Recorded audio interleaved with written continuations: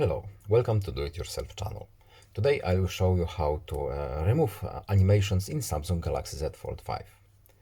To turn off our animations in our phone, we have to go to Settings, then we are looking for Accessibility Options, right here, and Visibility Enhancements, Need for Speed.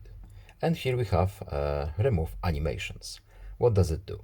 Prevent some screen effects, useful if you are sensitive to animation on or off screen movement.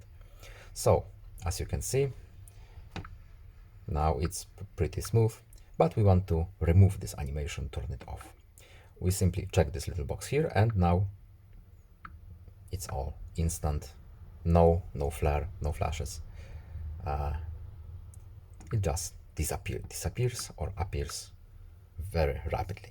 So I hope this video was helpful to you. Please leave a like and subscribe. Have a nice day and see you in the next video. Goodbye.